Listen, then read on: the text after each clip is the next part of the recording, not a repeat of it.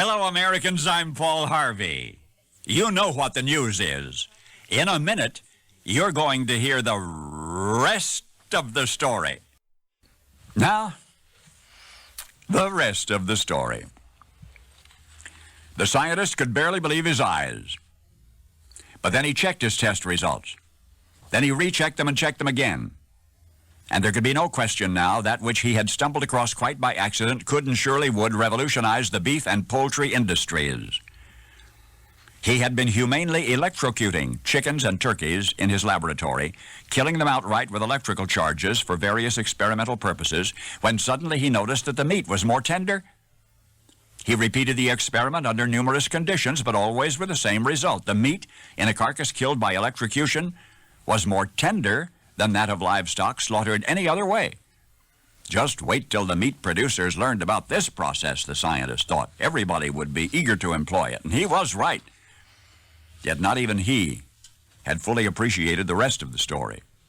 For as the meat producers began applying the principle, they realized that an animal need not actually be slaughtered by electrocution, but that post-mortem electrical stimulation would achieve precisely the same effect. In other words, an animal could be slaughtered by conventional means, then subjected to multiple electrical charges, and the meat would still be up to 36% more tender than had it been treated otherwise.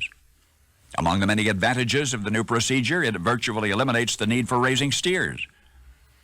Theretofore, steer beef had been more tender than bullock beef, yet bullocks reach full size sooner than steers, and now, through electrical stimulation, the faster-growing bullock can be made steer tender. And since lean meat is always less costly to raise, electrical tenderizing will produce a better grade of meat at lower prices.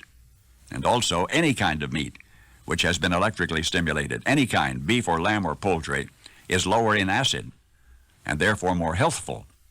Stimulation procedures have recently been refined. There are now separate techniques for high voltage and low voltage, but still the basic principle, as described by its inventor, remains essentially unchanged since the day he made his remarkable discovery. A lot of people are going to be making a lot of money because of this research. The discoverer will not profit. The consumer will benefit tremendously. The merchant will benefit tremendously.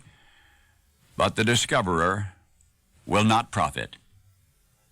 For this man who made it all possible will not reap even the slightest reward. You see, once upon a time there was a time lapse.